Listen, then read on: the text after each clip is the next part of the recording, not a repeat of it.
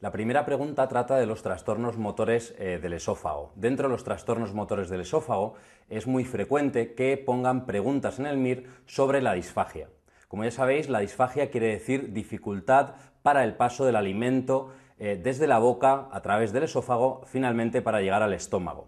Dentro de los trastornos motores hay dos tipos de disfagia: disfagia alta u orofaringia, que la preguntan bastante poco en el MIR y consiste en la dificultad del paso desde la boca a través del esfínter esofágico superior a la parte alta del esófago. Y, en segundo lugar, las disfagias esofágicas, que son mucho más frecuentes que las pregunten en el MIR y son las que vamos a comentar en esta pregunta. Dentro de las disfagias esofágicas se pueden dividir en dos grupos: los trastornos motores y las disfagias mecánicas.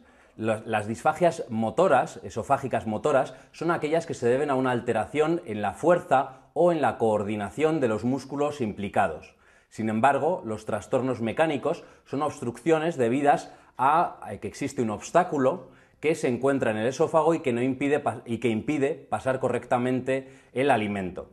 Entonces, es muy importante saber un algoritmo para poder clasificar qué enfermedad tiene el paciente en cada pregunta. En primer lugar, hay que hacerse tres preguntas distintas. Si el trastorno es algo intermitente, es decir, ocurre unos días sí y otros días no; si es un trastorno progresivo, es decir, que va empeorando con el paso de los días. En segundo lugar, hay que preguntarse también si el paciente refiere que comienza la disfagia con sólidos o con sólidos y con líquidos. Y finalmente nos tenemos que preguntar cuál es el dato acompañante, un dato clave que suelen dar en la pregunta. Si el paciente nos dice que tiene disfagia desde el principio tanto para sólidos como para líquidos, tenemos que pensar que se trata de un trastorno motor, es decir, al músculo del esófago le da lo mismo si es algo líquido o si es algo sólido.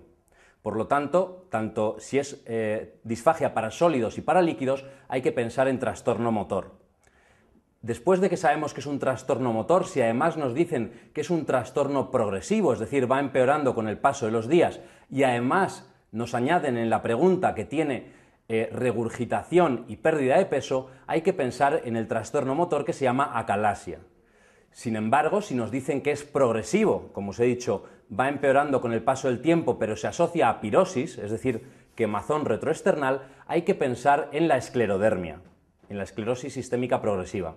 Finalmente, si es un trastorno motor, pero sin embargo es intermitente, es decir, unos días está mal el paciente y otros días no aparece, y además, generalmente en la pregunta suelen decir que el paciente tiene dolor torácico, y este dolor torácico suele aparecer con la ingesta de alimentos fríos, hay que pensar en el espasmo esofágico difuso. En segundo lugar, si nos dicen que el paciente únicamente tiene disfagia o se le produce disfagia al principio solo con los sólidos, pero los líquidos, el agua y otros líquidos le pasan adecuadamente, hay que pensar en que es una obstrucción mecánica, algo sólido que está interrumpiendo el paso del alimento. Si es un trastorno mecánico y además es intermitente, ocurre unos días sí y unos días no, hay que pensar en membranas o anillos a nivel del esófago. Sin embargo, si es un trastorno progresivo, solo nos quedan dos enfermedades que pueden ser, si es algo que va empeorando con el paso del tiempo, es decir, el cáncer de esófago o bien la estenosis péptica benigna. Si nos preguntan un paciente con una estenosis péptica benigna, generalmente nos ponen un paciente de edad media, alrededor de 40 o 50 años, nos dicen que el paciente tiene mucha pirosis y es muy importante que no haya perdido peso. Sin embargo, si nos quieren preguntar un paciente con un cáncer de esófago, nos pondrán un paciente de una edad mayor, generalmente 60 o 70 años, nos dirán que tiene una disfagia que avanza muy rápidamente y finalmente suelen añadir que el paciente ha perdido peso.